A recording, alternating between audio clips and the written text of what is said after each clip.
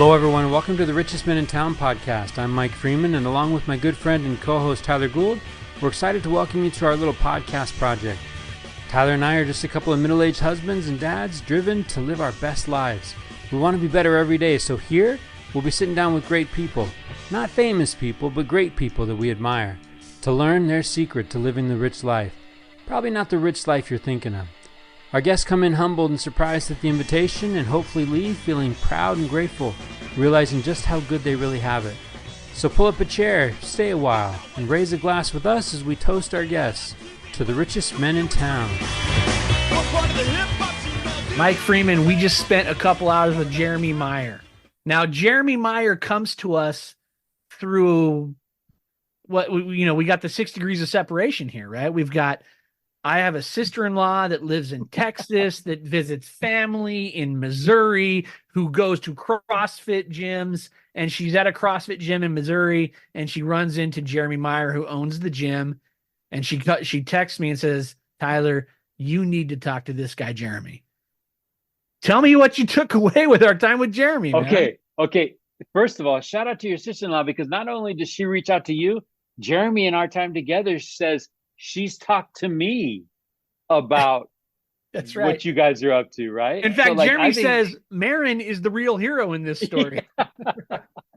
Well, hey, Jeremy is coming to us from Missouri, the show me state. And I've got pages and pages of notes of things that Jeremy showed you and I tonight. Our listeners are going to love the time that they're going to spend with Jeremy. And in true Richest Men in Town fashion, pull up a soda, pull up a chair. It's a couple hours, but it is some of our most powerful, at least for me, right? Maybe it's just what the doctor ordered. It's what I needed. But like this idea of swimming upstream, right? This idea of not you, this idea of nothing good happens fast. Yeah, I love right? that. I mean, there's some powerful things. Get rid of that. That's a weed. Pull it. Man, powerful. Yeah, Jeremy is he shares some experiences tonight that kind of had me on the edge of my seat and had me really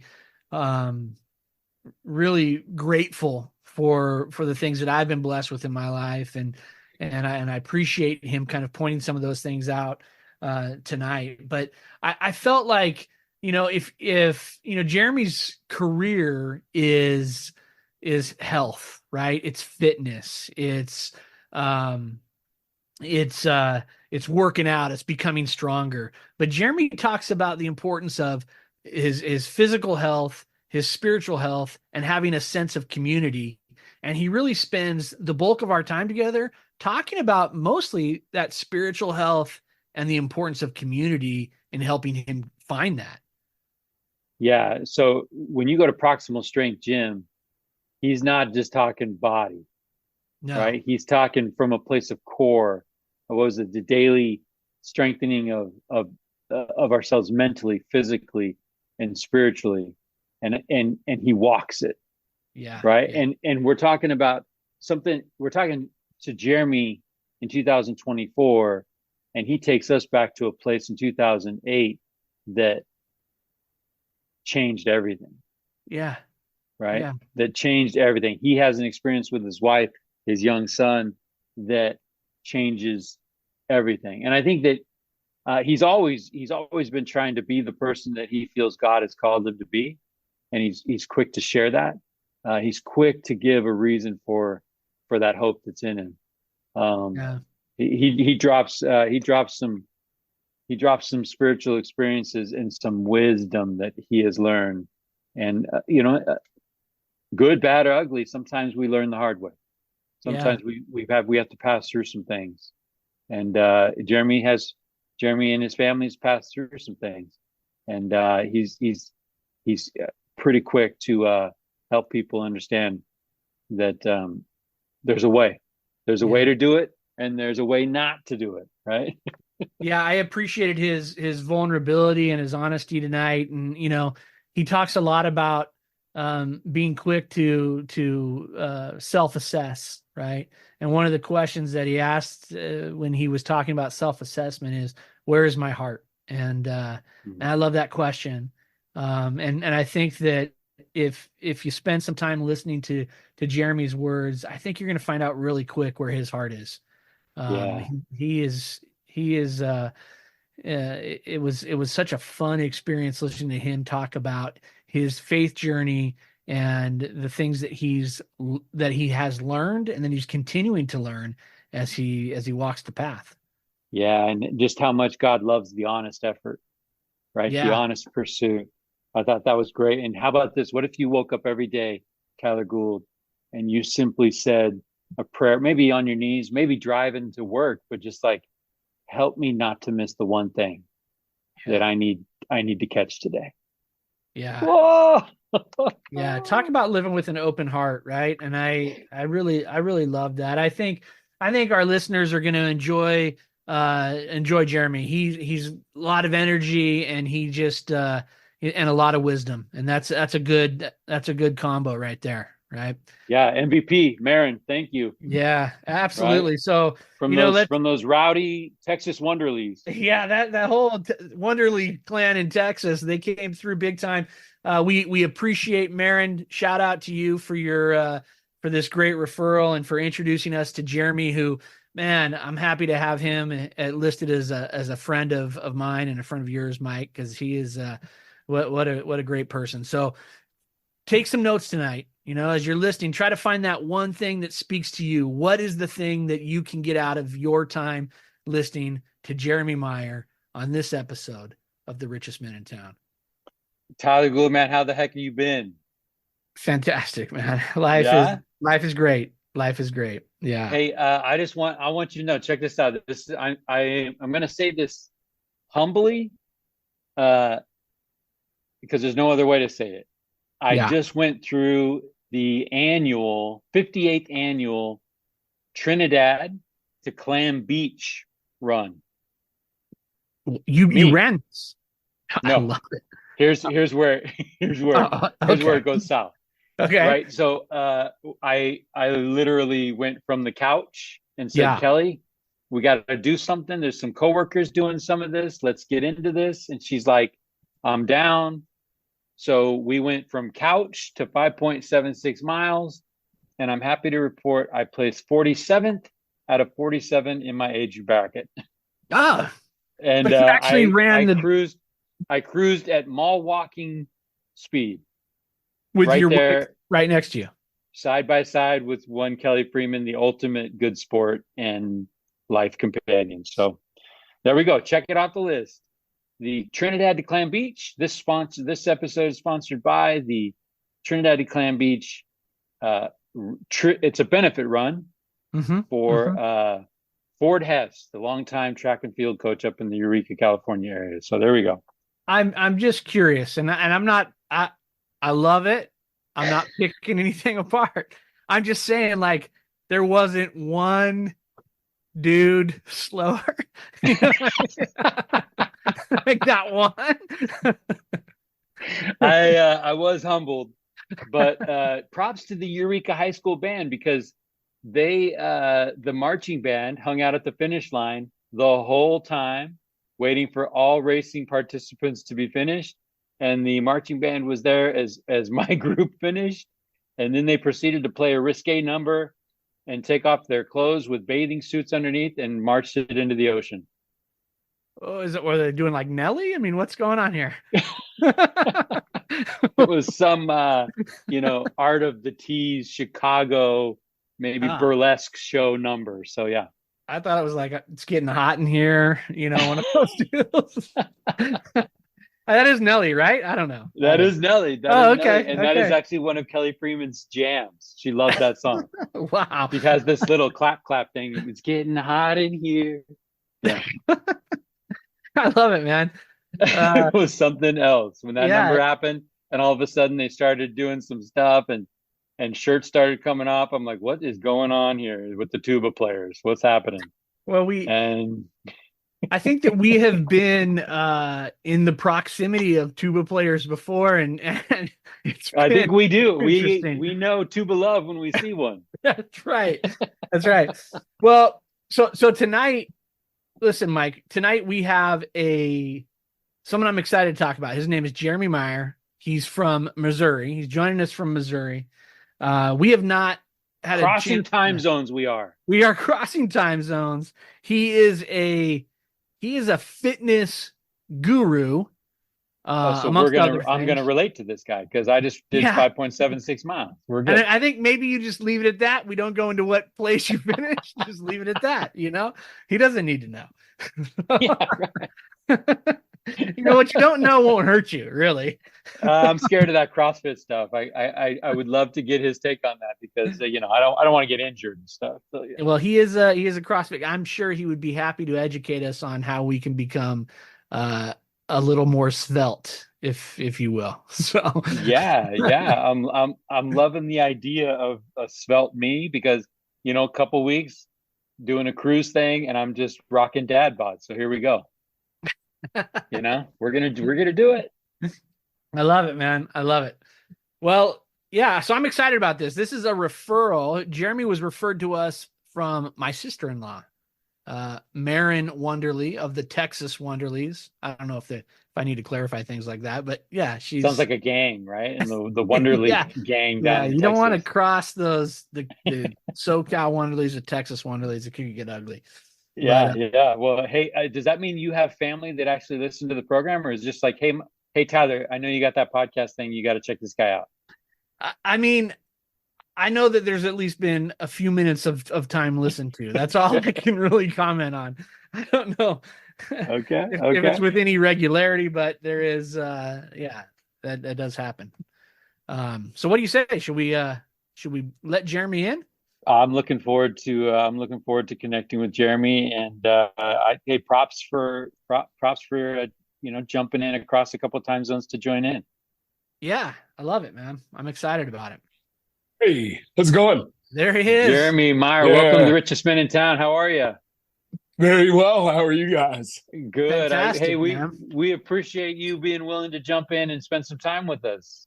Yeah, it's an honor. Absolutely.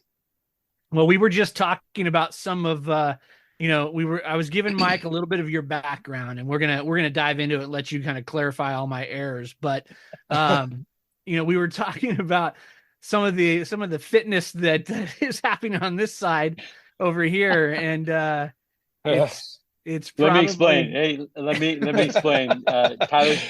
Tyler's being rather cryptic. So I'm coming in 5'11" and 3/4. 239, right? Yeah. So that's like Dan Patrick. Remember Dan Patrick used to do that. I don't know if he does that I think anymore, there was something that was like beefy, right? Yes. That, right? I like it. Yeah. So I had some coworkers that were going to be participating in a local benefit 5.76 mile kind of a fun run, right? To raise some funds for a benefit scholarship. Right. And it came up, and I am in no way, shape, or form ready to run 5.76 miles. But my wife, Kelly, and I were a couple empty nesters, and it was like, you know what, let's just go do this. This will be fun. And she's like, well, we're not running this thing, are we? I'm like, no. Like, we'll just go and we'll participate. We'll do it for the shirt. We'll do it for the cause, and we'll figure this out. So I was just bragging to Tyler that I came 47th out of 47 men my age in the, hey man, you did it. So we did it. We did it done. And Tyler, I didn't mention this. There was actually a river crossing. Oh wow! Right, okay. And there was emergency personnel and a rope because it had rained crazy hard the day before, and the river was up to your waist. Were they pulling people across? I mean, what was going on with pulling the rope? people? They had the rope there to make sure that no one got swept away. So that adds to the danger factor of the event. So it's serious business. So you know what? I am fully qualified to hang out with Jeremy tonight and be talking fitness because of that recent experience. And I'm all about whatever it takes to get the job done. So you did it, and I commend you, sir. So, and you guys have you've been having crazy rain, right? Like, yeah. Well, Tyler, I've been worried about you guys. Like, you guys are probably building arcs down there or something, right? Like storm of the century or something. In Southern California, we complain anytime it gets wet. So everyone thinks it's really dangerous, and we think it's really dangerous, but everyone else where you're at, it's just it's pretty you're just sad. used to the water. Yeah. Right. Yeah. I've had to use my windshield wipers though quite a bit lately, so there is that, and that's been interesting. They don't get a lot of they don't get the full usage. Yeah. That's right. That's right. Yeah. So Tyler talks to me about, hey, look, we got this. So we have this podcast, and we're looking for people living rich lives, right? We're looking for people that are awake, that are present, that are trying to grow, trying to do something, right? Trying to improve. And I guess Tyler's sister-in-law came across you at your CrossFit gym and was like, oh my goodness, Tyler, I found a guy for you. Right? Yeah. Is that kind of how it went down, Tyler? This is how it went down. And I don't, Jeremy, my sister-in-law, Maren, I think we talked about this a little bit. She travels out to Missouri every so often to visit family. And when she's out there, she hits up your gym and spends some time there. And she sent me a text and said, hey, there's this guy in Missouri that you got to know. He's a great person. And I think that you would love having a conversation with him. So I love Maren. She's a great person as well. So when she says that, I'm like, I gotta figure this out. We gotta connect, man. So that's amazing. I hope I don't like screw that up. But if there's anything good that I think she sees in me, it's just by the grace of God. And we have a really amazing community here in Springfield, the gym that we've built together over the past 16 years. And I'm just honored to be having this conversation with you guys and to have the opportunity. Well, I love that she sees that, right? That she notices that from afar. That's cool. 100%. I got to be honest. Like that's, if there's anything that if we're just living our lives, the everyday things that we always do, and someone says, you gotta meet this person. I mean, that's quite the compliment. So, and you and I have talked just briefly, and I'm just excited to kind of expound on what we talked about. But right. Well, I think that's the whole premise of this, right? When we reach out to somebody and say, hey, I notice, or hey, so and so has seen the way that you're conducting yourself. I think that's a pretty humbling thing, right? So Jeremy, when Tyler reaches out to you and says, hey, I got this podcast called The Richest Men in Town, and I think you're perfect for it, what thoughts go through your mind? Well, I think the first thing for me is that who you actually are. I talked to my son about this. I have a 16-year-old son, Vincent, and then my daughter, Emile, is 12. And I talk to them a lot of times about just, who you are in reality. Not who you pretend to be or the facades that you kind of, put out, the persona that you maybe want to try to be, but who you really are ultimately, like a beach ball, is going to come to the surface. And so in my mind, I'm just like, because Maren had mentioned it to me, your guys' podcast, but I didn't. She just had mentioned, that she thought that I would be a good fit for the direction of conversation that you guys try to have. So, I mean, just in my mind, it was more realizing that every single day, the compounding effect of just being authentic to who God's called you to be, it ultimately will lead to opportunities like this. And I'd be lying if I said this is the first time I've ever done a podcast such as this. I spent time in the music industry as an Atlantic Records recording artist, lived in California for quite a while, and then Nashville.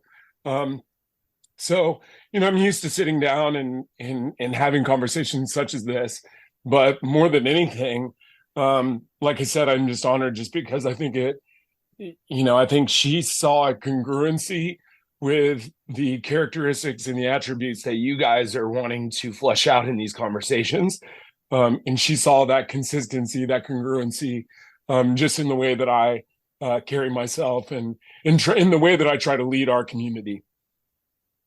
Man, Tyler, there's some things there that I would love to unpack a little bit. I mean, I just I'm interested in that juxtaposition between somebody who's confident and secure in the compound impact and effect of being who you are, Yeah. and somebody who's spent time as a recording artist, right? And like in that image industry. Yes. I think that's an interesting contrast, right? Where Yeah. you're now through that. Obviously, that's something that you take away as an experience. But can you talk a little bit about what challenges were in that industry where somebody's probably trying to make you look like one thing? Oh, yeah. And you're trying to be. Yeah. I think so much of life is like, trial and error, and you fail and you learn the wrong ways to do life or to make decisions, or you learn what a lack of wisdom and a lack of discernment is, and a lack of staying true to what maybe your core values are. And I've done all of that. I mean, I'm 43 years old now, almost 44. When I was in the music industry, it was from the time that I was 18 to about 23.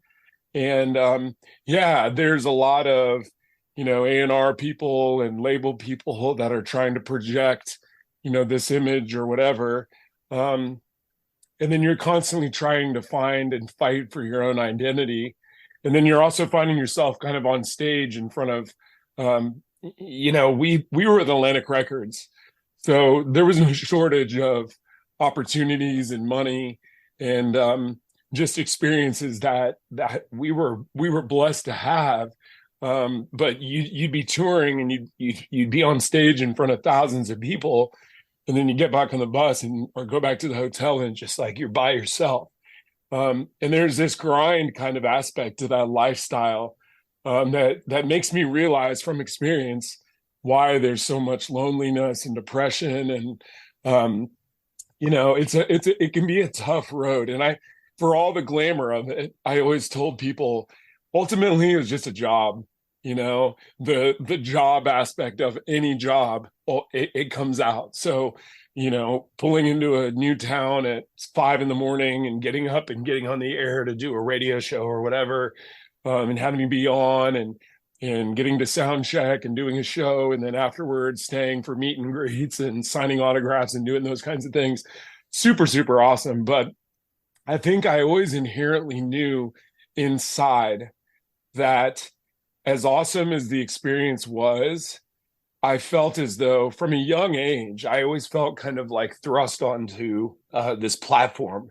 So whether it was on the stage or whether it was on the field in sports, and honestly, if I'm being true, even now, even these kinds of opportunities and these kinds of conversations, and, my prayer is to always the name of my gym is Proximal Strength. And proximal is an anatomical term that references the midline. It means near or closer to the center. And, what I tell our members all the time is that you can only be as strong in the periphery or the extremities of your life as you are at the core or the center of your life. And I've lived a lot of my life in the past trying to kind of posture cool guy my way, tough guy my way through so many of life's obstacles. And sometimes it's worked and sometimes it hasn't. What ultimately I've realized is that my strength, my identity, for me, comes from my faith in Christ, my belief in God is my rock, the Lord is my strength and my shield, and not just saying those words, but truly living those words. And, you know, I always use this phrase of like honest effort. Like, I think there's nothing more beautiful in life than an honest pursuit. And whether that's exercise, and whether you're finishing the 47th out of 47 guys, or whether, you know, like, or whether that's in my marriage, whether that's pursuing my children, whether that's in business, there's just something so beautiful about an honest effort. So that, for me, those are the ideals. Those are kind of the things that I'm thinking. Those are mantras that I'm always saying to myself is God, am I honestly pursuing you? And am I allowing you to pull the weeds that may sprout up in my life before they overchoke and overtake some of the beautiful aspects of this garden of life, and the fruit that I want to bear with the opportunities that God gives me.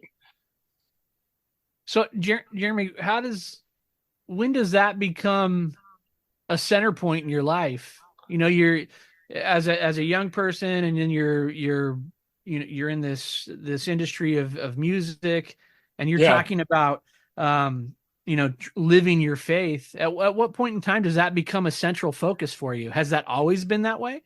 Yeah, I think, honestly, I think if most people were honest, I mean, people will have these kind of, like, I call them watershed moments. So there's, like, you know, there's marks on the wall where something happened, you know, and maybe something changed. And it's an ongoing process this side of eternity. Like, you're not perfect. So I think just the realization for me, I mean, I think I had it modeled for me. So at a young age, I always saw my parents just working to make an honest living, honestly trying to pursue one another, even despite some of the mess that I saw in their marriage, and the times where, like, they actually had split up at one point. My dad had moved out, but there was reconciliation, and then there was the fruit of that reconciliation in our home. And then, you know, so for me, like, I think just this constant recognition of, like, okay, am I improving? Am I idle? Am I getting worse? When it comes to my faith, I mean, being in my teens and then growing to my early 20s, I think there was this rub of being on tour and doing music and being on the spotlight, and the feeling that I had of always sometimes knowing that, like, I wasn't really the person that I was trying to project on stage. And I didn't like that feeling. So I think I learned a lot growing. There were seeds that were planted, even despite my own shortcomings, even despite my own failings, and just arrogance and self-centeredness or selfishness or whatever. There was always something in me that was like, that's not the way. It may be the way I'm going right now, but I'm like, I know that's not it. So, you know, there's been a lot of hinge moments in my life. And I can, you know, kind of rattle some of those off in short order. Like, my wife, I left the band, I moved back to Springfield, Missouri, went back to school for sports medicine, athletic training. I always had an interest in sports, and I always had an interest in kind of the medical aspect. And I thought sports medicine, well, I'll just, you know, merge those careers. So while I was in school, I think my junior year, we had my son. This would have been 2008. And in 2008, we're big Jayhawk fans. So we Kansas, if you know anything about college basketball, they won the national championship on April 15th, 2008. On that day, my son was 8 weeks old. We woke up, got him in the car. We were going to drive to Joplin, Missouri, drop him off with my in-laws, and then we were going to drive to Lawrence, Kansas, to Allen Fieldhouse to watch the national championship. And on the way to Joplin, my wife was in the back seat next to my son, and she fell asleep. And and I'm just cruising down the road, and I go to pass this semi, and as I'm passing him, I'm in his blind spot, and he just comes over like I'm not even there. And I slam on the brakes, I slam on the horn, I'm screaming, and he sees me and corrects. After that happens, my wife, it startled her, and she sat up and took this gasp of air and then just slumped over, just lifeless. Her eyes were open. She just was lifeless. And I pull over on the side of I-44 West going towards Joplin there near Sarcoxy, the small little town. And I'm the very first thing, I'm just crying out. I'm like, Jesus, help me. I'm like, I could not find the emergency lights, the hazard lights. And finally I find it, and I realize, like, you need to get to Jenny. So I get out of the car on the side of the highway, open the door, undo her seatbelt, take her out of the car, and lay her lifeless body down on the side of the road. And I'd gone to school. I'd gone back to school for sports medicine, athletic training. So I knew CPR, basic life support. This was back when we did breaths and compressions. So I checked her pulse. She didn't have a pulse. I checked if she was breathing, and she wasn't breathing. I just started doing CPR, started doing breaths and compressions. And in between, I was like trying to just scream for anybody to flagging people down to help me. Just a desperate, like, life and death moment. Like, just my wife is lifeless. My son is 8 weeks old, screaming in the car. She's turning blue. Just all the little details about just seeing no life in her eyes, and just all of that was just it was just a traumatic, like, moment. But a couple stopped. This elderly couple stopped. This guy that was a former ranger stopped. They called 911. Eventually a highway patrolman came. This highway patrolman had an AI or a AED, and I know, from my training, like, how these work. So we get her hooked up, and they're like assessing rhythm, and no rhythm detected, shock advised. Like, I'm just like, I feel like I'm in a movie, long story short, the ambulance ends up getting there, and they take my wife in the ambulance, and we follow. So this elderly man, his wife drives their car. I get in the back seat next to my son, and this elderly man drives my car. As we're driving, I realize that my Bible is underneath my passenger seat, and I have Psalm 28:7 tattooed on my back. The Lord is my strength and my shield. And so I reach under the seat in front of me, and I crack open the Bible, just trying to get to Psalm. And I'm really just like, God, just anything, just speak to me. And I don't go to Psalm 28:7. I go to Psalm 27:13. And essentially it says, for I know I'll see the goodness of the Lord in the land of the living. Be patient, wait for the Lord. Be strong of heart, wait for the Lord, and he will help you. And in that moment, I remember exactly where we were. There was this kind of like cliff, like tall, like not a mountain, but like this cliff kind of thing on the side to the left. But there was this valley to the right. And I just remember looking out the window, just staring into this valley. And I just felt, after reading that, I felt like the Holy Spirit said, Jeremy, she's not yours, she's mine. And if Jenny, my wife, if I would take her today, I'm with you. And if I give her more time with you today, I'm with you. And it became, in that moment, to me, not about whether or not my wife lived or died, but it became about the fact that I knew that my God was with me, and that either way, he would be with me and he would sustain me. And there was a letting go. And I think that's a lot of my life is, it's thy kingdom come, thy will be done, not mine. And just submitting kind of my will and my ways to his. And there's so much freedom and so much power that I've found in that. So happy ending to the story. We got to the hospital, and She was in a coma.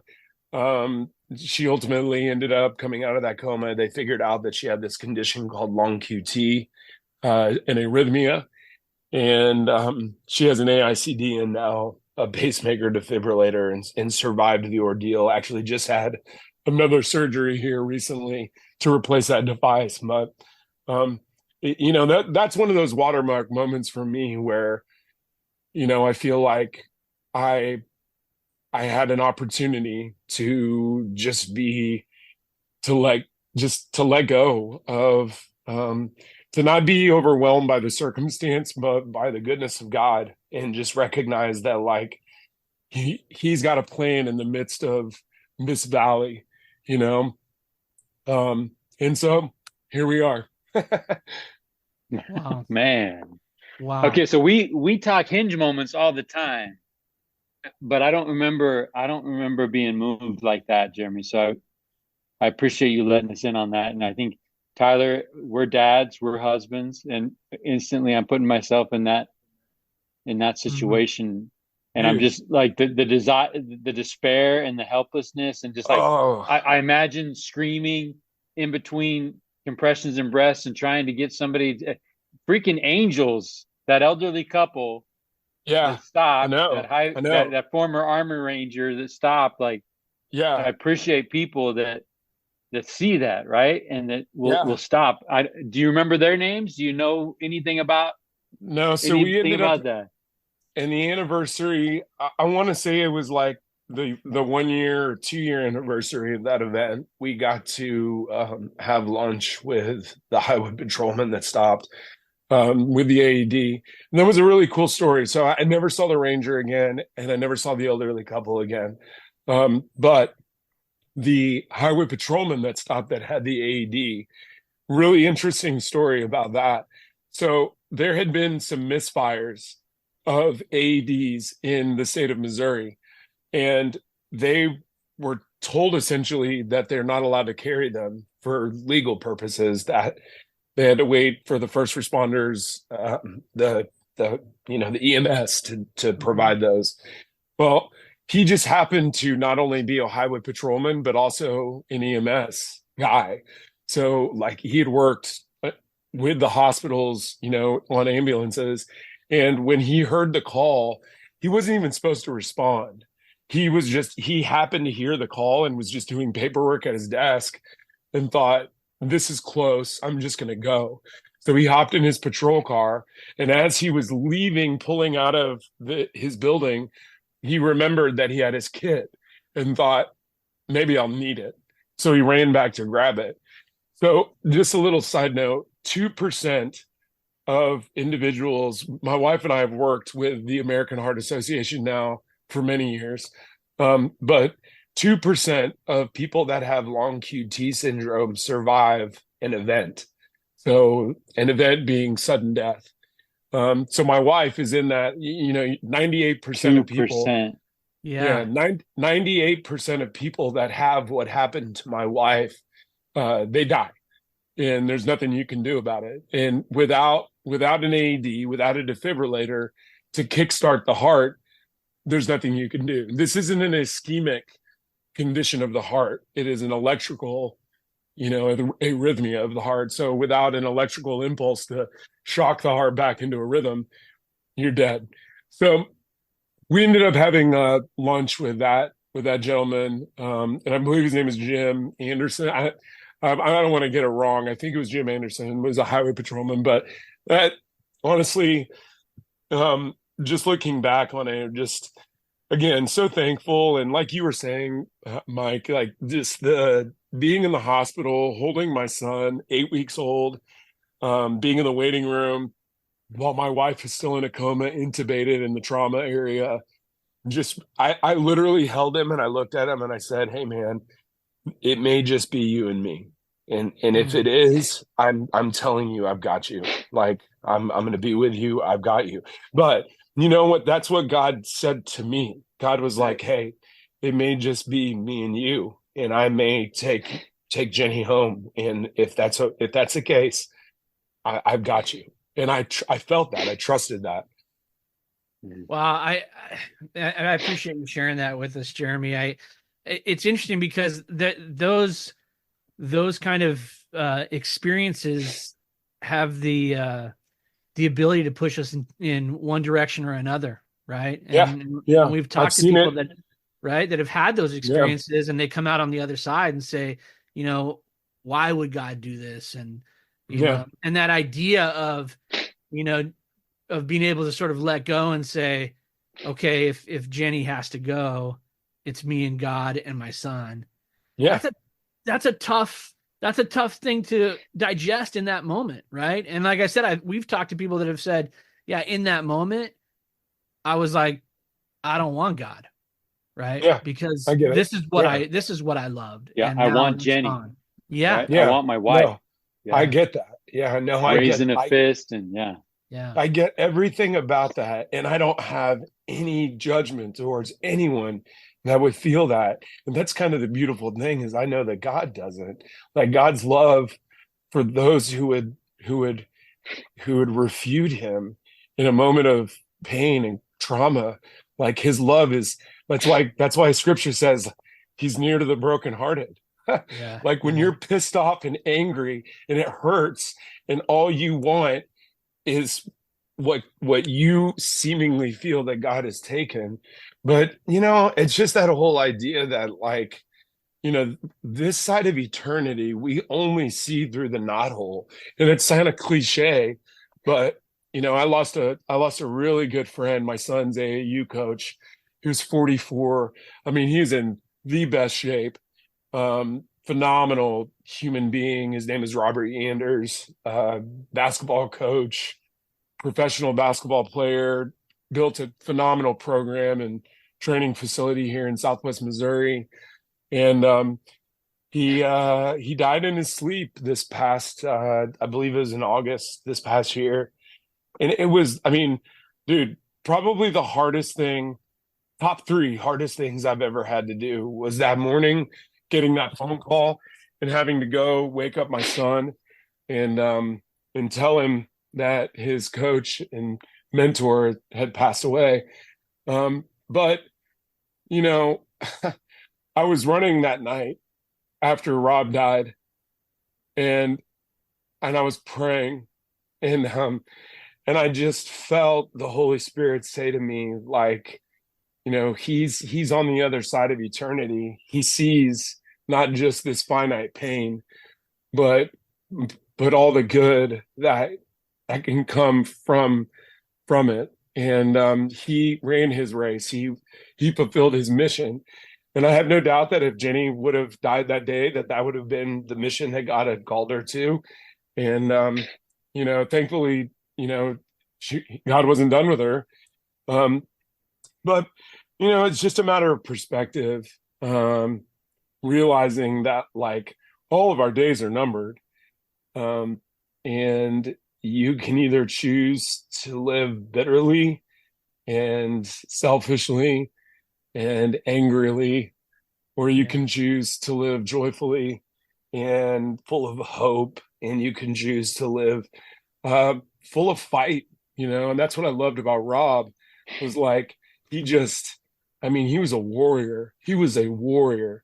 And my coaches here, in the days after Rob's death, there were things that he would yell that, like, I started projecting, like, and one of my coaches go, man, I heard like Rob, I heard him, like, as you were coaching that class. So, like, as our athletes are going into, like, their 5th round, normally I would have yelled, like, give me your best effort. But I didn't. I yelled, give you your best effort. Like, you don't need to do this shit for me. Do it for you. Be your best. Show up for you. Be the best that God's called you to be. And so, yeah, that's yeah. I love that, Jeremy. I mean, we had a guest on a few weeks back, and we had this same conversation, a similar conversation about loss, and he expressed his anger with God through some things that he was going through. But one of the things that he mentioned as he came to the other side of that experience was that God was big enough for those feelings as well, right? Like that Absolutely. idea of like I can express that anger and that disappointment and that bitterness, all of that, and that doesn't change that relationship that God had with any of us, right? But with this person in particular, talking about that experience. Yeah. And I think that kind of goes back to what your question he quoted was earlier. really quick, he quoted the same scripture: God is near the brokenhearted. Yeah. Right. Yeah. He learned that lesson. I don't think that's an accident. Yeah. I don't think that's that's not a coincidence. Yeah. Yeah. So, yeah. Yeah. I love that. I love that. I mean, I think it's,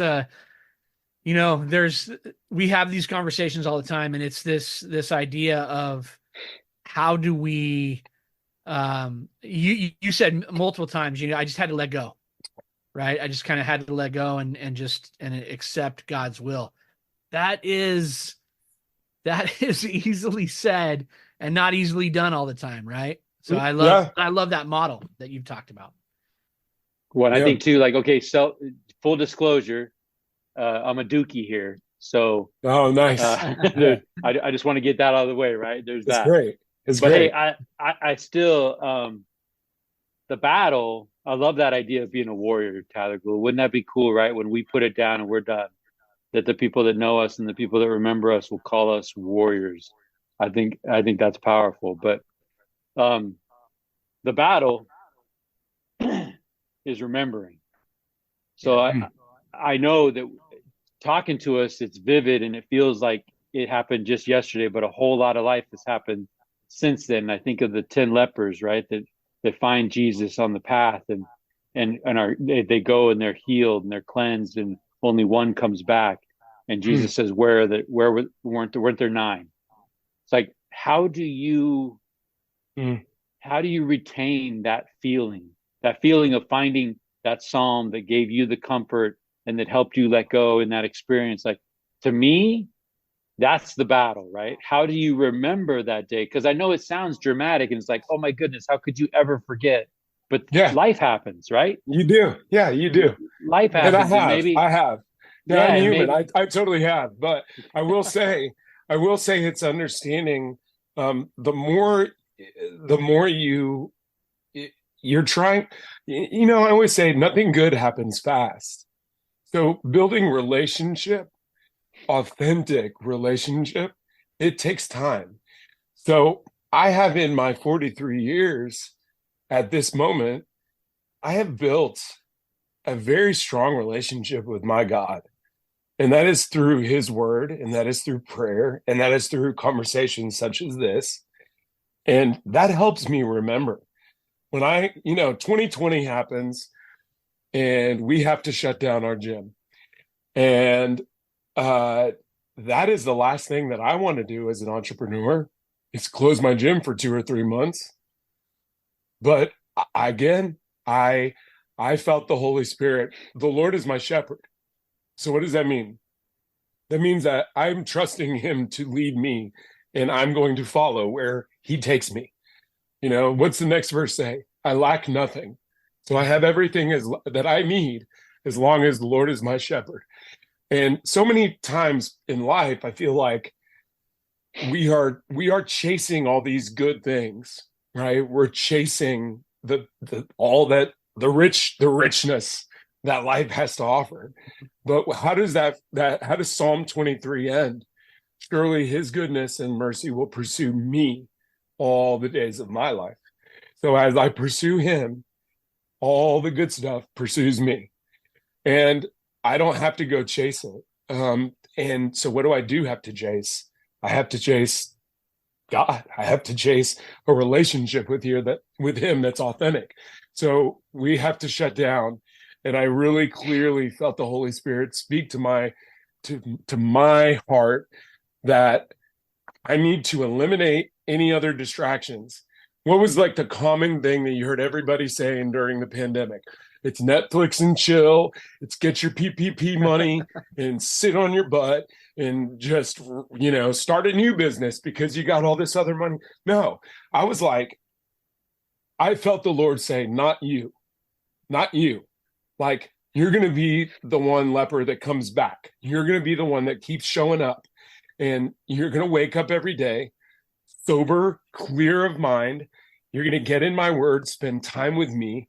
I grew so much in 2 or 3 months of that march through whatever in 2020, because I developed this daily discipline of getting God's word, spend time with God, let his precepts become the defining direction and structure of my life. And have I forgotten? Do I have days where I just absolutely get it wrong and act like an idiot? Yes.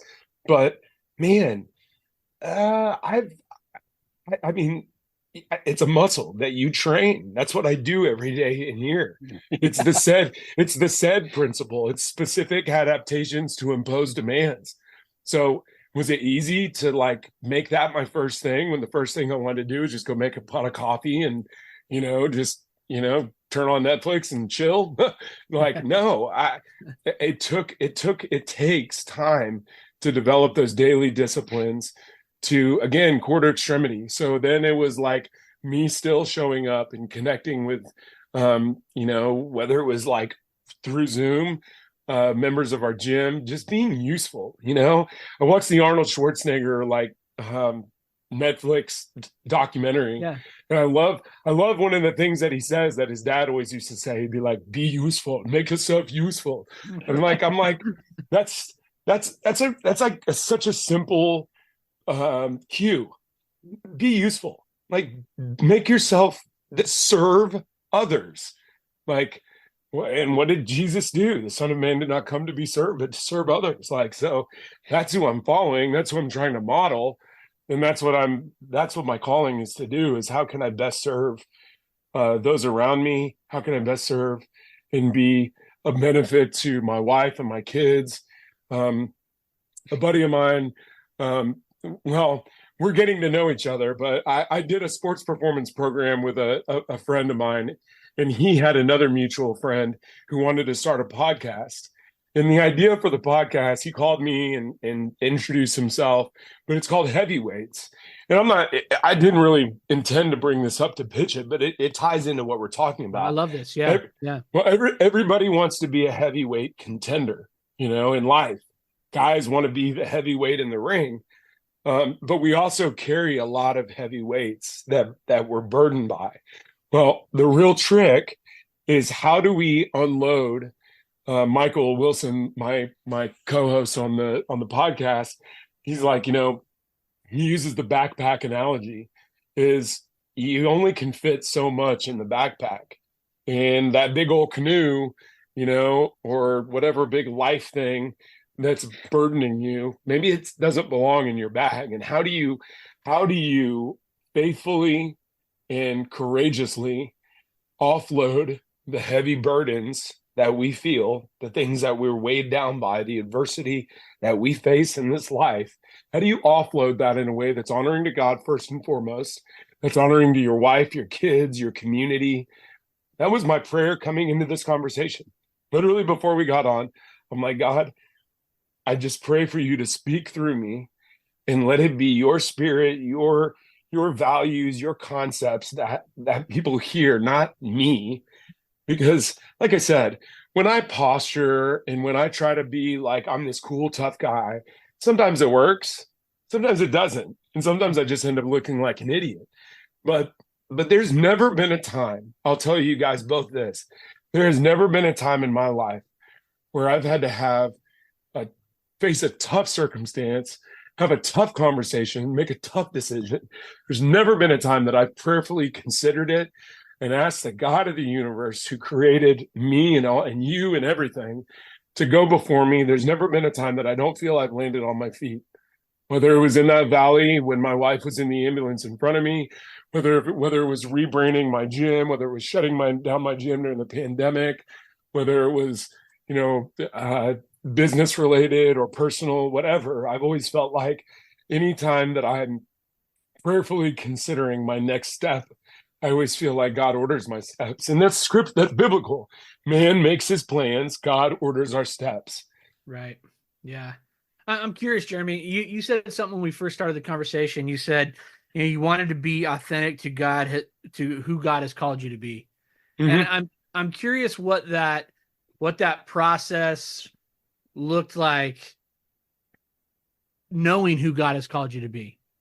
Does that make sense? I think that there's a lot of we have these conversations, and a big part of our conversations with all of our guests, regardless of where they're at on their spiritual journey, has to do with spiritual development, right? Everyone's kind of looking at that.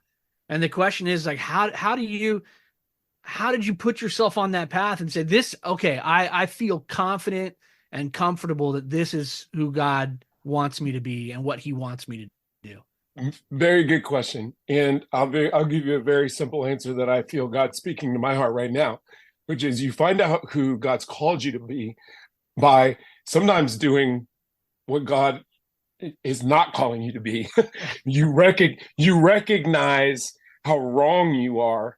You recognize what's wrong, and you make margin. When we talk about letting go, I'm like, okay, I've got to cut off these dead branches that have nothing to do with what I know for sure is the right thing. Like, I know this is wrong. And so much of life is just that. And when you're caught in the in-between and you don't truly know, like, is this right or is this wrong? You have to seek wise counsel. Like, you have to like go out of your way to find people that you're like, well, you seem to be on a path. And a lot of times you don't even know that that's a righteous or faithful, God-honoring path. Sometimes when you're in the midst of the muck and the mire and you're in the pit, sometimes just not being in the pit looks appealing. So you just look around for somebody that's like, well, you're not doing as bad as me. What does that look like for you? And maybe, I always used to say, because when I toured, so we were with Atlantic Records, the band I was with called Plus One, and we were in the GMA kind of category. So it was a Christian music band. But again, we were with Atlantic Records, so we had a lot of like secular opportunities. But with the Christian music industry, I found myself a lot of times, we'd do shows and there would be like a speaker or a pastor or be at a conference, or, there was always someone that was going to deliver a message. And I learned really early on to develop this habit of like, not just responding to their affect or their personality traits or their linguistic traits that I didn't like. Because like, it's easy to pick up on something that like a tick that someone has that you're like, now you just shut off your brain and now I don't want to listen to you because I don't like you, right? But the real trick, and this is like, I think, wisdom, is to prayerfully say, and I still do this to this day, God, if there's any one thing that you would want me to get out of this, help me to not miss it. If there's any one, it could be one little principle, it could be one little quote, it could be one little like actionable life skill. But if there's anything that I need to get out of this, help me to not miss it. Help me to actually help it to not fall on rocky, ground, like help it to fall in fertile soil for it to like really seep its way into my soul. Again, the compounding effect of doing that, because there's been times where I'm like, I'm really struggling to get one thing out of this.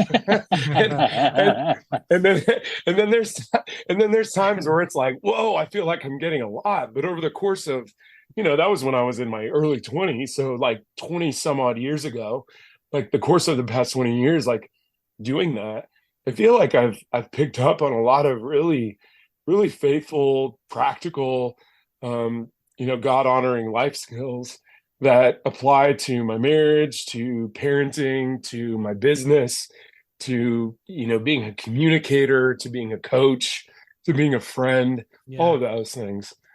Yeah. It's interesting because I think that I love that idea of that self-evaluation where we look at ourselves and say, hey, maybe I'm not hitting my potential. I'm not what I can be, right? I'm falling short of those things. I love that idea of self-evaluation. And I also love the idea of that prayer of let me get one thing out of this, because I think there's this danger at times where we progress to a certain point and we go, I got it, right? No, I've you got don't. it. No, And you then, don't. and then we kind of shut that down and we're like, Or we finish the verse, we finish the story. I've heard this 100%. story, I've heard that verse, right? Yeah, It's like, yeah. yeah, Rather than and trying to that process what's different that's being said, what's the Right. nuance that's going to impact me, right? and that's that rocky ground, right? That rocky Yeah. ground's like, no, I'm good, Yeah. I got this. Like, yeah, Yeah, 100%. as I'm listening, I love Jeremy on this idea of like, no, not you. Like when you're talking about that story of shutting down the gym and the whole world Netflix and chilling, just saying, give me the money, I'll hang out. It reminds me of a C.S. Lewis quote that I came across recently, and it says, "When the whole world is running towards a cliff, he who is running in the opposite direction appears to have lost his mind." Yes. And I just saw that recently as well. I just saw that quote as well. And there's this meme that says the exact same thing. And it's this line, just this line of people, right? All one direction. And then all you have is footsteps going away. And I have found in my life that that's usually the way that the Lord is probably taking me. There's the downstream kind of like flow of the world, and we are called to be in it, but not of it. And typically the God-honoring path is going to be in the opposite direction. And it may seem crazy to people around you. But I'm not, I'm at a place in my life where I'm not here to turn down the dial on who God's called me to be. I'm not here to diminish, I've done that for so long, diminish who I know I really should be and walk in what I really should do. And do I have days again, moments where I get it wrong? Yeah. My wife reminds me, my kids remind me. Well, here's the question, Jeremy. I mean, so you're a dad, you're right. Yeah. You've got a 16-year-old and a 12-year-old, and swimming upstream when you're 16 and 12 that's a tough kiss thing of death, to do. man. Kiss of death. Right? Yeah, we're talking social, right? All this stuff that happens when you're that age.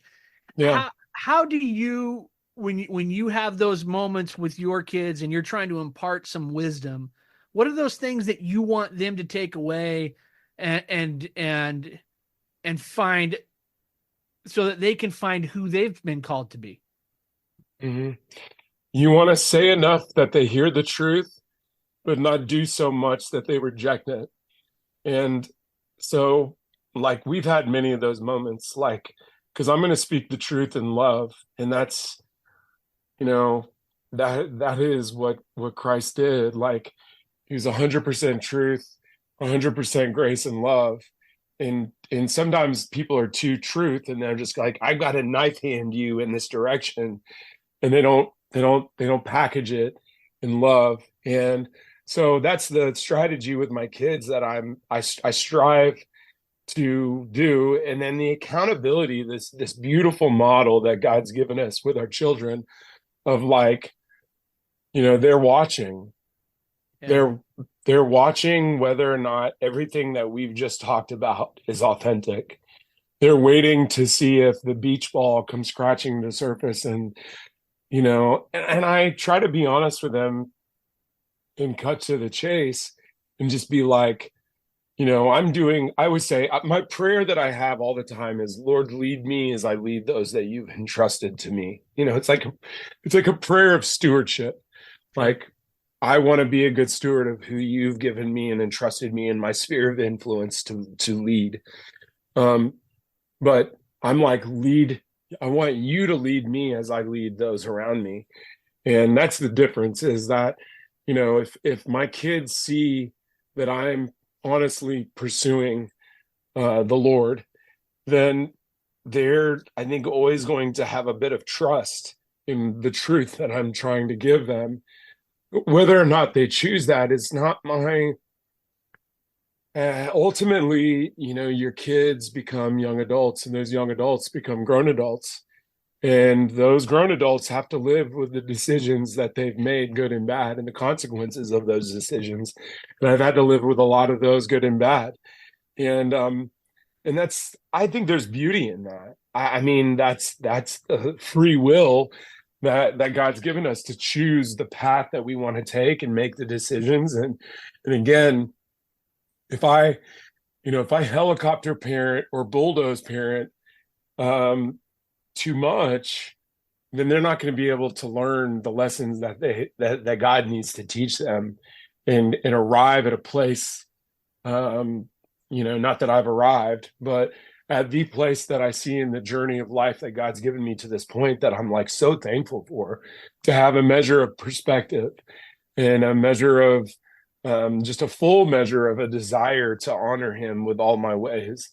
So yeah, I mean, there's a million examples that I could give of with my kids. I mean, my son's a basketball player, really great basketball player. And, when you're really good at anything, you can have a sense of entitlement. You get a sense of like, I deserve this. It's owed to me. Like you said, you're talking about like, oh, I already have this down. I don't need to keep growing. And that's one thing that I've always told Vincent is I've said, you need to treat where you're at now at 16 as if you were 6 and still with the desire to grow and learn. So the question is, do you and I do that? Yeah. Do we still have, that's what it means to have faith like a child. Right. It means that if you have faith like a child, then you're willing to still learn. Yeah. You're willing to still grow, because that faith says, I'm not perfect, but I'm seeking and serving someone who is. So there's something still to be learned.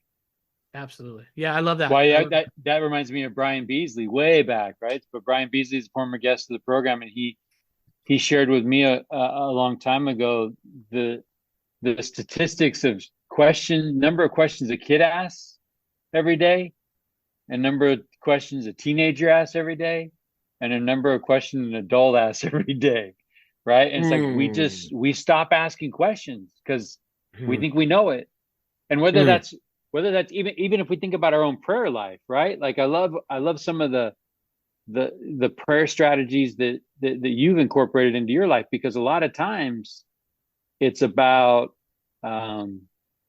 giving thanks, and it might be a little heavenly butler thing, right? Like, hey, I need this, or hey, I need that, but like truly asking questions of the soul of like how I might be able to learn who I am in relation to him, how I might be able to follow Jesus Christ in the path that he is set, right? How I might be able to apply these principles and be a better dad, or to those that I have stewardship over. I mean, I think that's a powerful thing. And you really, Jeremy, you've stumbled on this program that we have is not rocket science, and you've stumbled on our guest recruitment strategy, right? Like, the guy who's going in the opposite direction is our guy. When you're talking about that meme and like the footprints heading in the other direction, it's like, Tyler, I got a guy. Why do I know this guy's our guy? Because the whole world's going this way and he's going that way. Oof, right? He's trying to do something. He's trying to do something different. And I think that's the purpose of this podcast, is for us to look at those lives of people doing it different, right? And like get over here and help us figure out how Jeremy became Jeremy, right? And I just appreciate the way that you are living your life, and people are looking. Now, you flew by something really fast, and I want to go back to it if we can. You threw out an acronym, SAID. Now, I didn't go to school for fitness. I didn't go to school for any of that. Can you go back to that specific adaptation to impose demands? Mm-hmm. Yeah. You blip by it really quick, and I think that there's something powerful there that we might be able to apply to our lives. So what is that? It sticks. I mean, it sticks to the theme that we're talking about here, which is, I was on a podcast in September, and Drop it. They What was it? What was it? We'll put it in the it's show called notes. it's called Protein Bros. So Okay. it's these guys it's these two guys that own supplement superstores, Kyle Combs and Jeff Wasserman, and two great friends since they've known me since I was in my late 20s. And they kept asking me, they kept trying to kind of pin me down to like, you've grown and you're wiser, and some things you feel more at peace than we've ever noticed you or seen you to be. What flipped? What changed? What was that hinge moment? And they kept trying to kind of pin me down to like, what was the one thing? And I kind of, the whole specific adaptation to impose demands is the idea that we actually fail by the margins of our exposures. So like, to say it another way, like you fail by your at-bats, but the more at-bats that you have, the more muscle memory you develop, the more hand-eye coordination you develop, the more anticipation, proprioception, which is body awareness, all of this, your nervous system is starting to create these rhythms and these cadences that are able to see the ball as it's coming 100 miles towards the plate. And you start to get hits, you start to get wins, and you start to see these small victories and big victories, and all of a sudden you're hitting home runs and grand slams. And that's the idea, is you will, in any way, shape, or form, mentally, physically, spiritually, you will adapt to the demands that you place upon each one of those set categories. So if you don't place a lot of demands and you don't ask a lot, it's use it or lose it, sister. You know, if you're not really, it's the trial by fire. And I'll be honest with you guys, I don't want to say that's the problem. That is the core issue with so many young men and women and grown men and women in society. It's just, I don't want to challenge myself anymore. I'm just going to let somebody else figure it out for me. And you're not becoming anything better. You know, you're just kind of withering. And it's hard to watch. But again, I think sometimes you appreciate the light when you've lived in the darkness. And so I understand that sometimes just getting to a place of like, man, this probably isn't the way, of just not challenging myself and not imposing any demands upon myself mentally, physically, or spiritually. And so that's our mission at Proximal Strength, is to daily edify. The root word of edify means to build. So that to daily build people's lives and strengthen people's lives mentally, physically, spiritually, through the platforms of fitness and community. And that's what we do. And it doesn't matter to me, you know, at this point, I know that's my calling. I know that's my mission. And I would, at this stage in my career, do it with a big fat smile on my face if you two are the only members of my gym. Like, and I mean that wholeheartedly. Like, it doesn't matter to me. People are like, oh, there's nobody here today. And I'm like, well, you're here. I'm here. Like, you know, I've learned and I've trained myself to not modulate as best I can, not modulate my attitude, energy, and focus based on the amount of, you know, the amount of listeners, the amount of people that are showing up, the amount of hype surrounding it. And I think that's something that God purposed in me through my experiences as a recording artist, as an athlete in CrossFit and basketball and football growing up. Is that's what sports really will teach you, is, you know, you can't take any given Sunday, you can't take your opponent for granted. And if you do, they're gonna catch you off guard, you know. Yeah. Well, I love that. You mentioned baseball and just that at bats, and that's such a process driven sport, right? Yeah. You can't modulate, you can't change things based on your batting average, because at best you're gonna fail 7 out of 10 times. And I think that's such an important thing, to focus on the process. I'm not focused on how many people walk in my gym door. I'm focused on the way I show up, the way I'm present with the one right, with the one. But I do love, and I'm curious why community is included in that. Yeah, I think I mean, iron sharpens iron. Like we're, Yeah. you're held accountable. If I were to say, Mike, go run a mile tomorrow and let me know how that goes, and then just let you go do it, versus if I said, hey, Mike, Tyler and I are going to show up at your house tomorrow and run a mile with you. You're going to run with us faster than you would by yourself. You're going to not want to stop because you're going to feel like, oh man, I may be like kind of, holding them back or whatever. So the rising tide raises all ships, right? That's what community does. Yeah. That rising tide lifts the ships. We were built for community. We were built to do this and have conversation and connect with people. We weren't built to isolate. And honestly, the adversary of our souls wants us to be isolated. The adversary of our souls wants you to be cut off from community.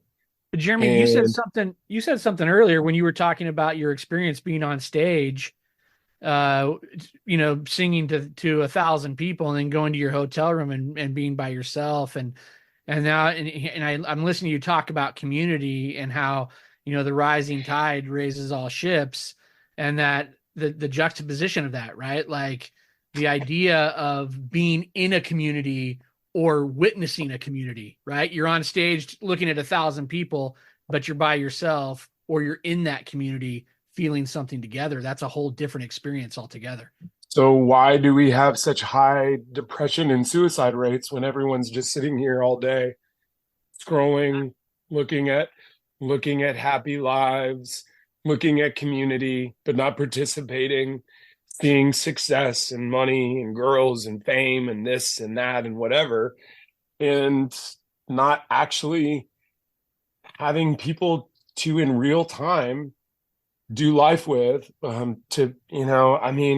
it's amazing that I go to North Point Church here in Springfield, Missouri, and I've gotten through the years to know our pastor, Jeremy Johnson, really well. Phenomenal communicator. And it's funny because I did a 24-hour workout challenge this past week for a mission trip that I went to Haiti. Kyle McClellan, speaking of baseball, I know I'm bouncing around, but track with me. So Kyle McClellan, he won a World Series in like 2011 or 2012 with the Cardinals. And on the tail end of his career, he took a trip to Haiti and started this organization called Brace for Impact. I'm sponsored by a company in the fitness space called First Form, and they took like 20 guys in the fitness space and did this men's mission trip to Haiti. Well, I do this 24-hour workout marathon on Saturday to raise money. So needless to say, I worked out every hour on the hour for 24 hours. I did not go to church on Sunday morning. So, but I did, and talk about accountability. I did ask my kids because they went, and I was like, what did Pastor Jeremy talk about? And they were like, he talked about community. And my son told me that he gave a stat that, I believe it was back in like the 80s or the 90s, that people would have, if they said, give me a list of, if you really needed to talk to someone, like dire straits, you're going through it, you just need someone to listen, who's on that list? And most people could come up with about 4 to 6 people that like are on a list. Like nowadays, that like statistics have shown that it's like 2, maybe 2, if that. So the number's dwindling of people who like have community or have people that they trust, that they can like, share their burdens or bear their burdens or be encouraged by or whatever, and offload like some of these heavy weights. It's funny because, I've done like podcasts like this, and obviously I'm doing a podcast somehow now on my own, which I never intended to ever do that. My lawn guy rode his lawnmower down the street, pulled into my driveway, took his headphones off, and he goes, "I got a bone to pick with you." I go, "What's that?" And he he goes, you said you don't listen to podcasts. And I go, I really don't. Like, I don't. I actually don't listen to podcasts. And he goes, well, why are you doing one? I was like, I don't know. I don't know. I don't know how that happened. But my point is that these kinds of conversations, this is like counseling for me. For sure. This is like midweek church. Midweek oh church. man, it really is. I mean, but for real, bro. Like I'm really thankful. I said it takes time to build relationships. But however long we've been talking, an hour and 15 minutes, like I truly, through the course of our dialogue here, I feel like I've gotten to know you guys, and I see your hearts, and I see your mission and what you guys are doing, and I'm like, I feel edified. I feel lifted. I feel uplifted by it, and that's really what I think God has called us to. I think that's what Scripture means when it's iron sharpens iron. We're trying to do that in real time here. And I love that idea of community too, because right, you talk about scrolling through and just kind of that isolation. These are the things that are powerful. And even and I've got kids. I have a 14-year-old at home, and I've got older kids too. But I have that conversation all the time, like, let's have them come over and just sit with each other. You know what I mean? Like, be present. Like, that's where those connections are made. Right. And I think that's have that. Yeah. I think that's the irony of our time. I am grateful that you called out the work of the adversary, because that's exactly what this is, right? Like, think about the language used around some of our social media networks. We talk about connection, and we talk about friends, and we talk about followers, and that is counterfeit, right? Oh, yeah. That is not connecting people. I mean, I think that we use it. It can be used for good, and we try to push out messages like the one that you're sharing with us today through it. But I think that the danger with it is the severing of connection. Well, Mike, it's like I've got the comparison. I have 500 friends. How many could I call? You know what I mean? Like that idea of who's on your list that you could call. Well, you talk about that idea of social networks and the connectivity or the false connectivity that's there, right? I have all these followers, I have all these friends, but who would I call on that list if I really needed it, right? What is that? It's so depressing to realize none. Like that's hard for people to realize when you're like, man, I'm an influencer. I've got all this influence. I've got all this following, but I don't have anybody that I can go talk to. So it's a virtual stage where one of the coolest things that we ever did was sing the national anthem before a Lakers game. So I'm in the Staples Center or whatever it is now, cool. Crypto Center or whatever. But like, we're in there and it's like, thousands and thousands and thousands of people, but I don't know any of them. But now that's what social media is. You're 100%. On stage. You're on stage for your thousands of followers. Now, you really don't have a true valid connection a lot of times. And there's exceptions. And so I'm not, I think it's you got to be careful to make full, extreme, assertions. But in general, I think you guys understand what I'm saying. Like, and a lot of people get caught up in that. And I've been guilty of that. I've been totally guilty of that, of just, again, just the perception of what you're saying and posting. And I think all of us are. It's all vanity, though. It's that is honestly how Satan will reel your soul in. It looks like he's the angel of light. It looks flashy. It looks nice. Couldn't be that bad. And all of a sudden you just kind of like you literally and figuratively lose your soul, your identity to that pursuit. You worship it, and so that's the real fight, is to self-assess constantly. Where is my heart, God? Where am I aligned with you in this, or am I trying to seek and serve my own agenda, my own will, my own pursuits, my own flesh. Yeah. Well, hey, as a dad, besides maybe schooling you in basketball, what's Vincent teaching you these days? It was Vincent and Emil. Vincent and Emil. Yeah. What are your kids teaching you these days? Man, that's such a good question. Man,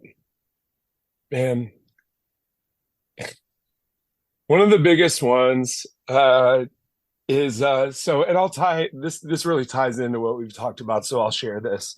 But after my wife's after her heart condition and sudden death and dealing with all of that, it was back in 2008.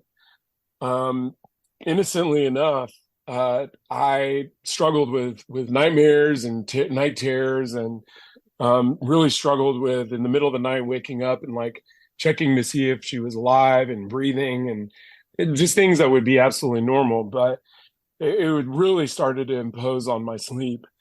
And I was prescribed Ambien, and over the course of time became hugely addicted to it, to the point where I actually felt like there would be no way for me to sleep or function without it. I only use it in the evenings to sleep, but here, like over the past couple of years, the older the kids would get, my wife would be like, you take your Ambien at night and you kind of turn into a zombie, and there's like, you're forgetting conversations that you've had with the kids and all this stuff, and just becoming disruptive. And so this is kind of recent, so that's why I'm sharing it. But and it ties into what your question is. But I never really saw it as a problem because I was so dependent on it to rest, and it was like a crutch. But I was like, I can't, I'm not going to be able to find peace or rest without this in the evenings. And I would many times just use it as like, okay, I'm taking my Ambien, I'm done for the day. I'm zoning out. And it was detrimental to my kids' relationship and my relationship with my wife. And Jenny would call me out on it. And there was a time last year, like probably around middle of August, early September, where my wife, after the kids had gone downstairs, was like, this is the same conversation, same argument that we had. She's like, this is really disruptive. I wish you would just wait until the kids are already in bed, to take your Ambien. And there's like this 30-minute window. So kind of towards the tail end of it, like I'm kind of coming back to reality. And I'm like, yeah, I need to go reconcile this with Vincent. So I go downstairs, and I do remember this conversation with him. I sat on the edge of his bed, and I was like, man, I'm really sorry that, that if this bothers you and that I'm taking this, and still excusing myself. This is just what dad has to do because mom died and I saved her life, so I owe myself this, blah, blah, blah. I'm really ultimately justifying this. The whole time really always knowing deep down that like this is the compartment that like this is a weed that God's like, hey, pull it. You need to cut this branch. It's dead. And he responds to me after I say this to him. He goes, Dad, I'm not mad. It's fine. Like you're there's nothing wrong. You're good. And I go upstairs to my wife, say goodnight to him. I go upstairs. I'm like, Vin said it's fine. Like he said he's not even bothered by it. It's totally fine. And I go to bed, and the next morning wake up, and Jenny had taken my son to school. And on the way to school, she goes, why didn't you have my back? Like, Dad went down there as an opportunity for her to calm the carpet and be like, yeah, it's disruptive. It's annoying. You take your Ambien in 30 minutes, you're kind of a zombie and you don't remember things or whatever. And he goes, my son says, why would I say anything to him? Nothing's going to change.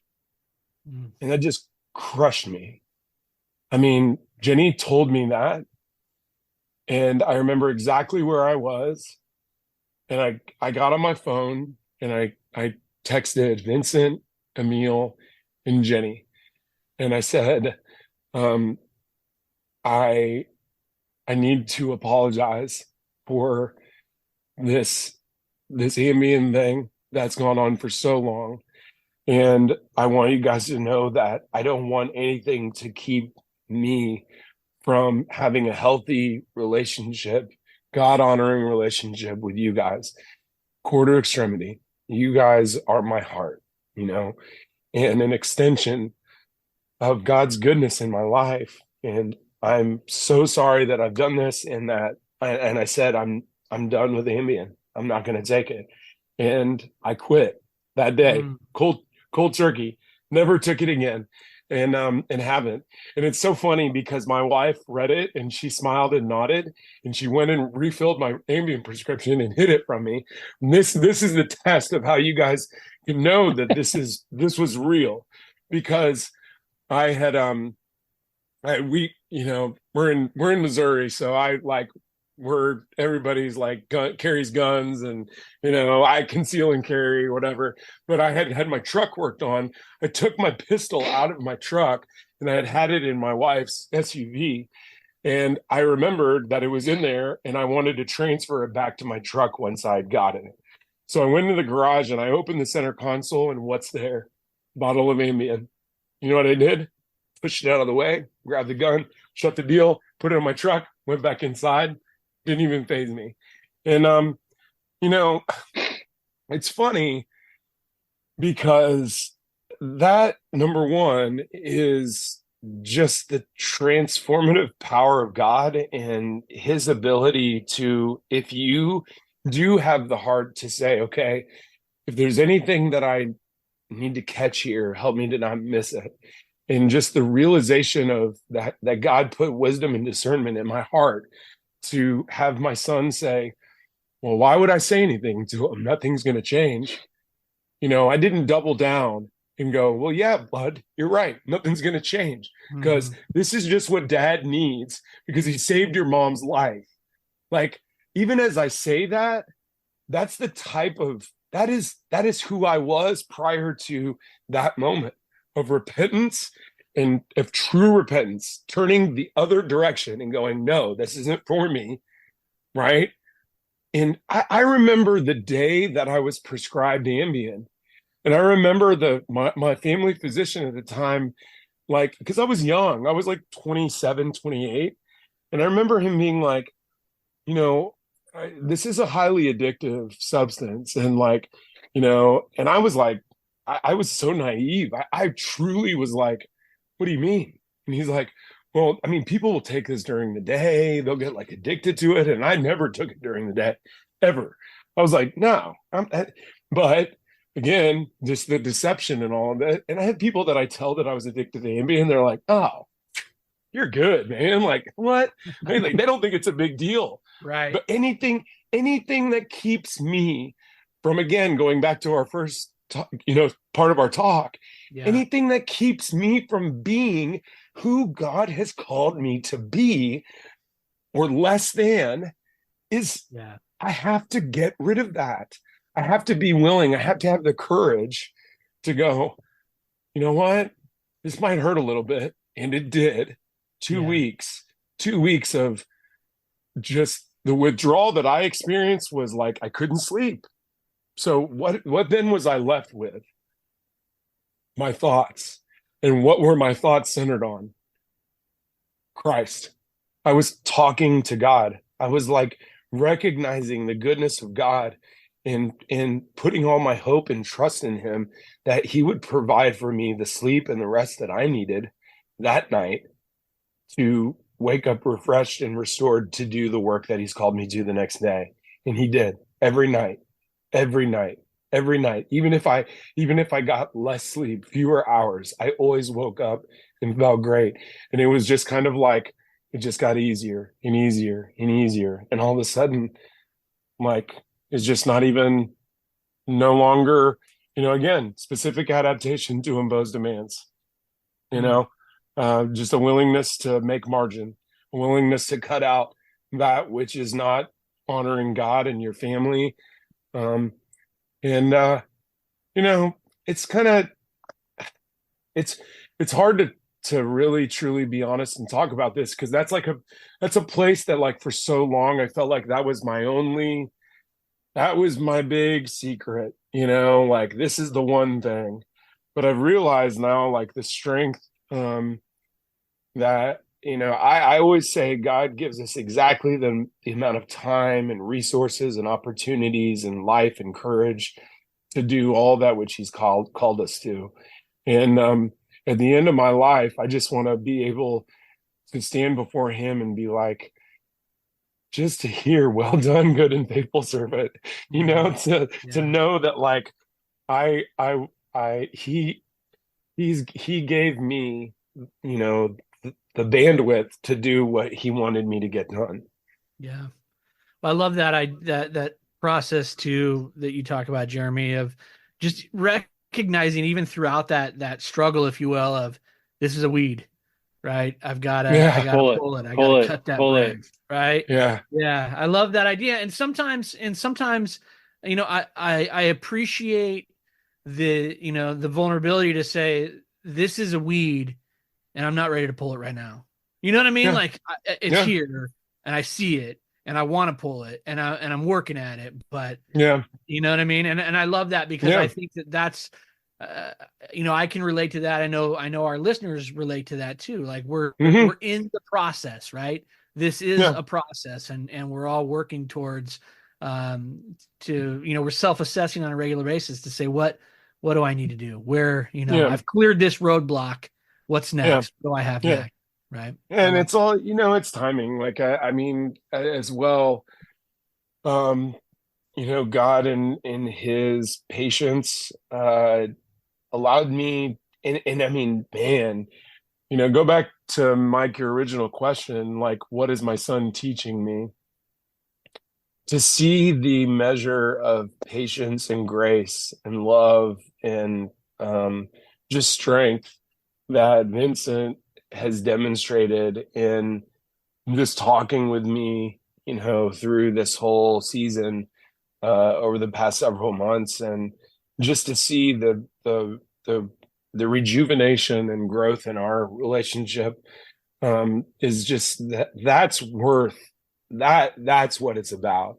And there's a quote that our pastor Jeremy Johnson has said that I always think about. But he's like, just any one of your cadences of life, just kind of your daily rhythms, the things that are good and bad, that whether they're a weed or not, that or a thorn in your side or whatever, a problem or not a problem, play any one of those scenarios out to its worst possible outcome, and then make a decision. Yeah. A lot of times when you do that, I used to love the fact that no one could beat me in checkers. When I was in high school, I would sit on a move till I had played every move out and known that, like, okay, this is the next best move. And sometimes we need to do that more with our lives. Sometimes we need to do that more with our finances, with our food choices, with our, with our schedule, with our wives, with our kids, with our, all of it, with our resources. We just need to go, okay, if I start making this my norm, what's the worst possible outcome that could happen here?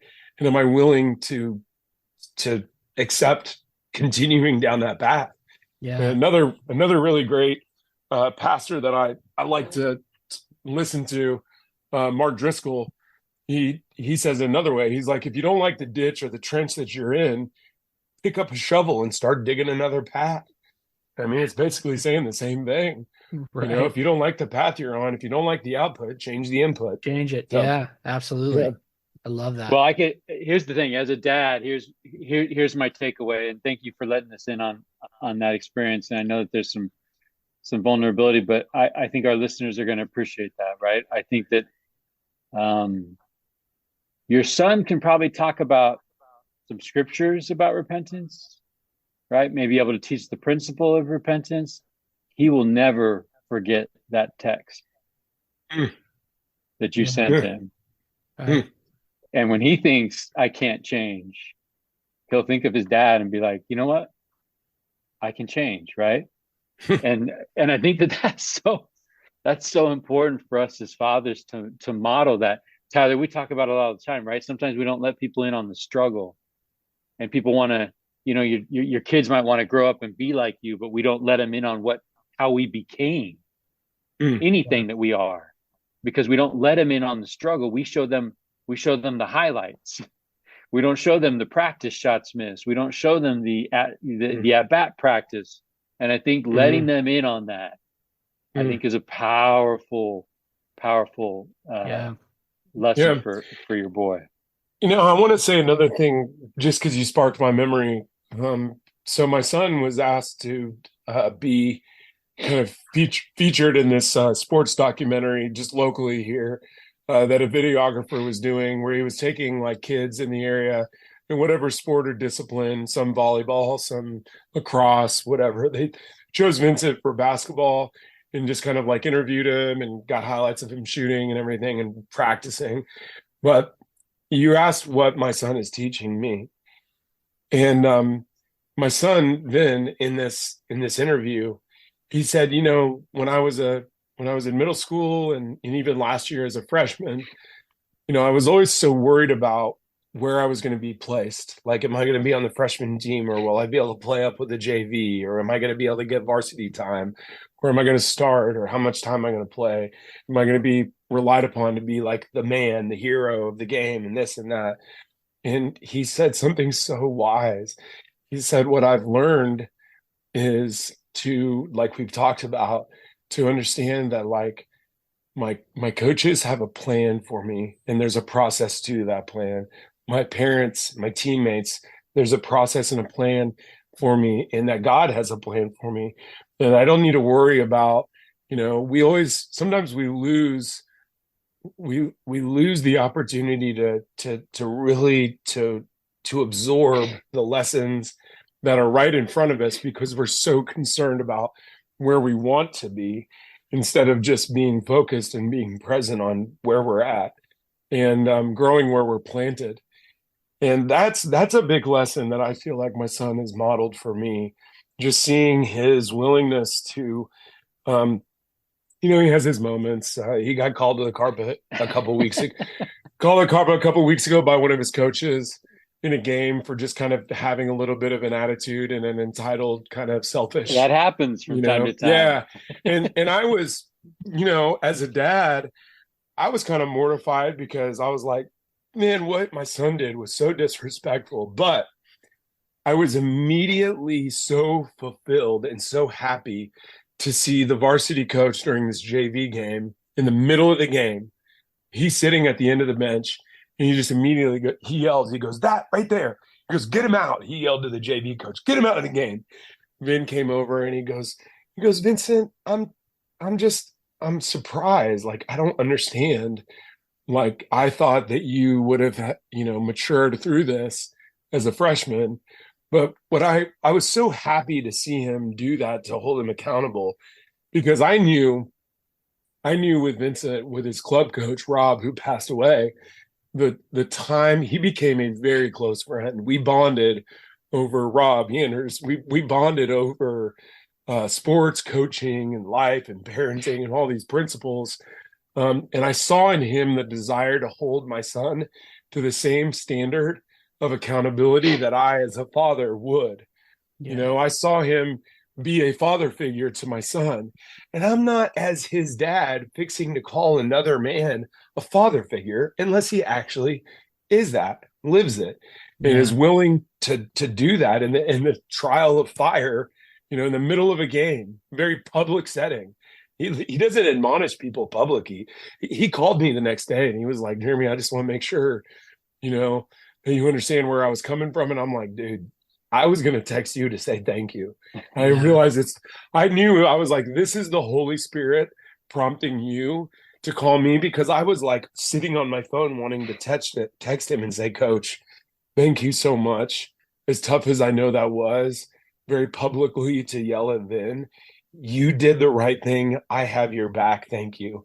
He's like, in order for him to grow into the role and the leader that we want him to grow into as a point guard at a Class 6 school, he can't show any twinge of entitlement or selfishness or self-discipline in the middle of a game or disrespect. Yeah. So he learned that lesson. That's a lesson that my son learned that day, and that was Well, let me tell you. And therein is the value of community, right? I mean, Yep. as well. Yeah. Yeah. Let me tell you, parents responding to coaches like that is swimming upstream, and players exemplifying respect on court is swimming upstream. Like the world is heading to disrespect and lack of civility and entitled parents and entitled players. That's a whole nother podcast, right? But I think, man, but to your point, I used to say that it was like helicopter parenting, and I think that kind of is like 10 years ago. It's bulldozer parenting now. Yeah. I'm going to charge ahead of my kid and knock down any obstacle in their way so that they can just run through the parted sea. And that's just not reality. Yeah. Well, that's not life. It's contrary to, right? The obstacle is actually the way. Right. Yeah. Great Ryan Holiday book, but like that idea of imposed demands is actually how you're going to develop the strength that you want your kids to have. So, man, I don't know about you, Tyler, but I'm on 2 pages, right? I'm on 2 pages of notes from Jeremy. I'm 3 pages in, man. I love it. I do want to make sure we give you some time. I know you've honored Jenny, you've honored your kids, you've honored your parents, you've honored Rob Anders, a good friend. You've honored your pastor, Jeremy. Is there anybody that comes to mind that you would like to honor? We believe wholeheartedly that the space and the air turns kind of sweet when we turn our thoughts to people and honor them. Is there anybody in your time with us before we wrap things up that you would like to throw a shout out to and honor? 100%. Yeah. My father, Greg Mhire. Just like I said earlier, the principles, the godly principles that he's modeled for me, the discipleship that I see him doing right now in walking in this season of his retired life. He works harder now than he probably did as an occupational therapist for 30 some odd years. And that's saying a lot because that man worked his tail off. I used to sneak out and come home, at like 2 a.m. or 3 a.m, and sometimes Dad would be getting up, shaving, getting ready to go in to do his paperwork and be ready for his clients, his patients. But the lessons that I've learned from my father in terms of what it means to have an honest effort, give an honest effort and work ethic, and to just strive with all of your soul and your heart and your mind to honor God and to honor your wife and your children. My dad plenty of times didn't do that, and just as we all have.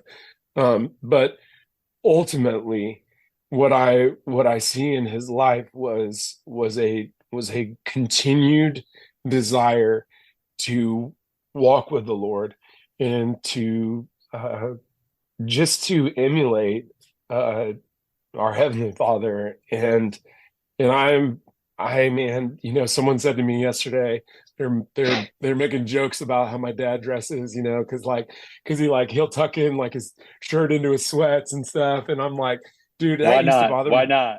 Right? But it's so funny because he was like, well, they say you turn into your dad, and I'm like, man, that would be the greatest honor of my life would be for people to be like, you're turning into your dad. And I recognize it just like, you guys do. You pick up on the good and the bad things that you do that your dad did or your mom did or whatever. But man, I'm just so thankful for his example and for his love and his patience. And he wasn't patient when we were kids. And again, just seeing the transformative work of God. I mean, I was on edge so much because dad was on edge, and to see later in life how he's just become so willing to understand what are the things that are most important, what are the things that really matter in the scope of eternity. And it reminds me of the verse in First Peter that says the grass withers and the flower fades, but the word of the Lord is eternal. And it's like, that's what I see in my dad, is he wants to daily try to do actionable things in people's lives, serve others, that will have a ripple effect into eternity. And that's really what I want to do. Man, I love that. What a tribute, man. Oh, yeah. What a tribute. That's fantastic. I think it's interesting that you shared that story with the quote from your boy, "Nothing's going to change." And I think in the couple of hours that we've had together tonight, I've felt the inspiration and the call to change.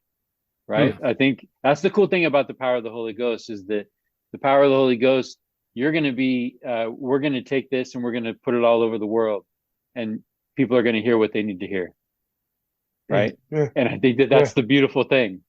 Yeah. It's going to be a call to change. And I would just invite people to turn that dial up. Right. I would just invite people as you land in their ears, and we get it. You don't get it.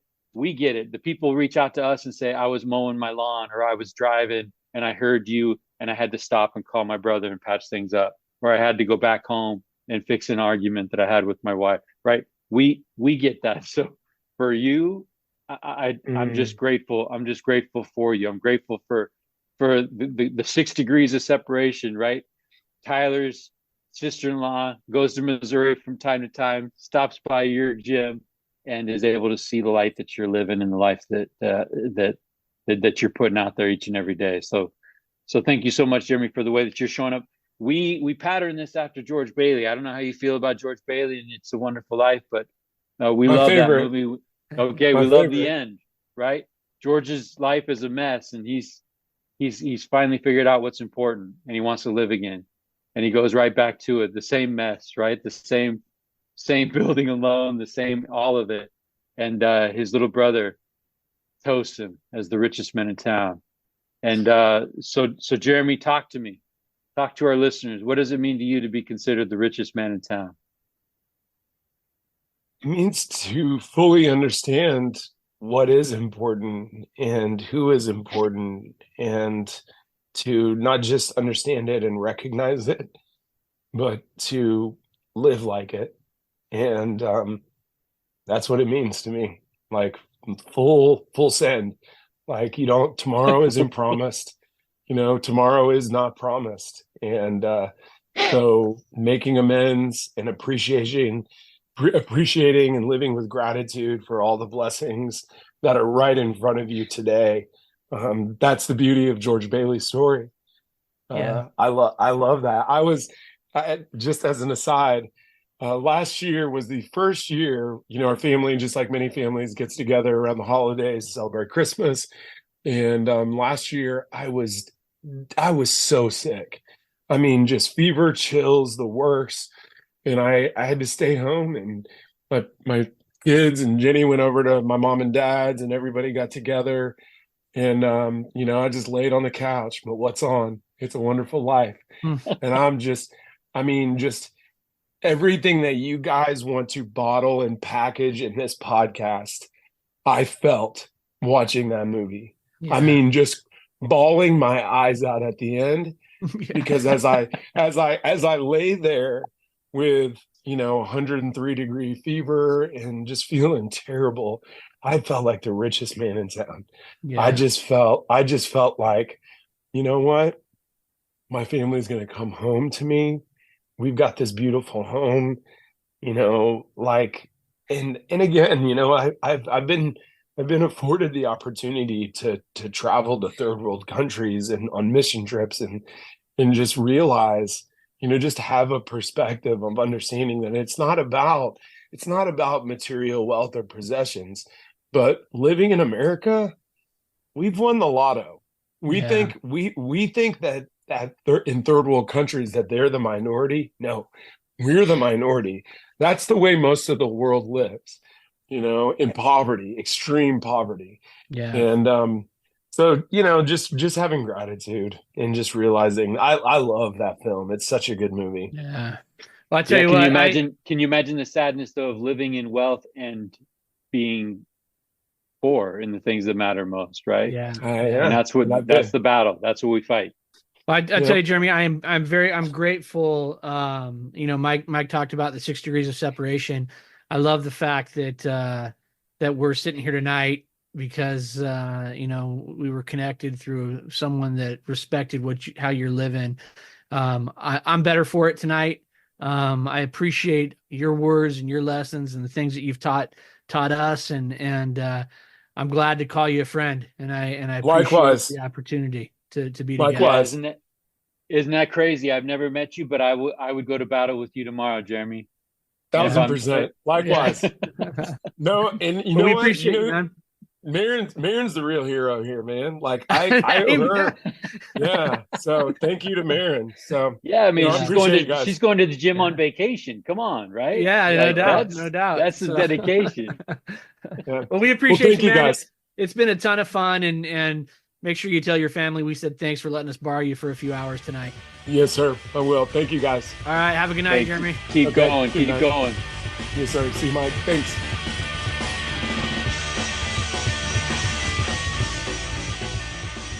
Good idea, Ernie. A toast to my big brother George, the richest man in town.